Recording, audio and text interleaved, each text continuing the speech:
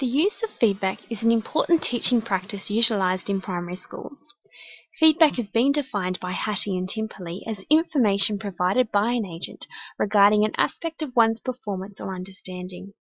Nicola McFarlane-Dick defined feedback as the information about how the student's present state of learning and performance relates to those goals and standards. Feedback is a vital part of teaching practice for educators in primary schools.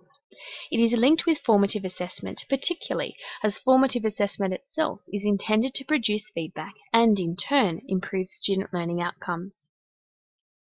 Feedback has been shown to be instrumental in improving student outcomes, so it is important that the feedback given to students is effective feedback, so that it provides the most possible benefit to students and their learning. In light of this, it is necessary to focus on feedback practices and identify the principles of effective feedback, so they can then be implemented in the classroom. From a review of current research and literature, 6 principles of effective feedback have been identified. The educator should ensure feedback is delivered at an appropriate level for student understanding. The educator should ensure tasks and subsequent feedback are based on explicit criteria and learning objectives. The educator should ensure the feedback given to students communicates important, specific information about students' learning. The educator should ensure feedback is given in a clear, positive manner, focusing on learning processes.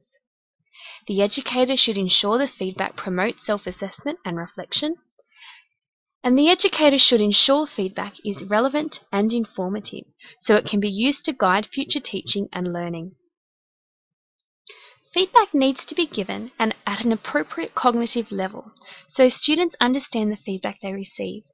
It is important that students are not overwhelmed by their feedback, otherwise it would not be useful to them. When students understand feedback, they know how to improve, and this also helps to motivate them. Educators also need to base feedback on explicit task criteria or learning objectives. Both teachers and students can use the criteria as a reference, both during the task and during assessment. Students are then able to see their progress against standards for different achievement levels, also providing them with information on how to improve. Studies have found that this process can assist students in becoming more independent learners. In the classroom, educators need to be aware of student cognitive levels and ensure an appropriate number of criteria are used so as not to overwhelm students. Feedback also needs to contain important and specific information about students' learning. Research has shown that specific high-quality feedback helps to scaffold students' learning and provides guidance for improvement. Feedback can be delivered in a range of different ways, but studies have shown that the timing of feedback delivery is an important consideration. Feedback is more effective when students receive it during a learning activity or soon after, so they still remember the task. Teachers must also be mindful not to overwhelm students with too much feedback at once, with one study suggesting 3 feedback comments is ideal. Educators also need to focus on the manner by which feedback is given.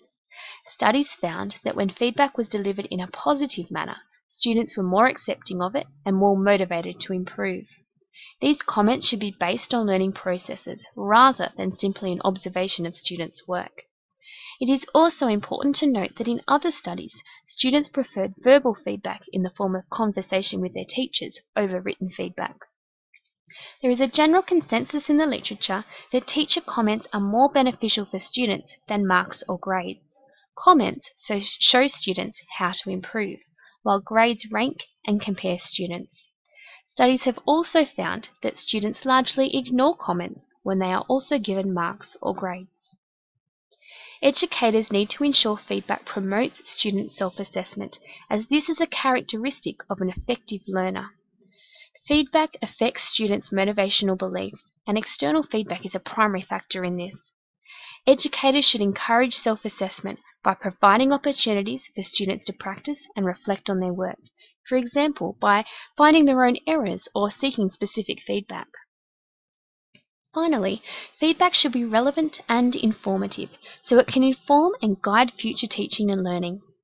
Teachers need to frequently gather data about students' progress and analyse the subsequent feedback to ensure they are adequately catering for their students. The feedback should allow teachers to adjust teaching as necessary and provide targeted support for individual students as required. Feedback is a necessary part of teaching practice. As it has been shown to be highly influential in promoting student outcomes, it is vital to provide effective feedback to students, thus encouraging students' motivation and enhancing student performance outcomes.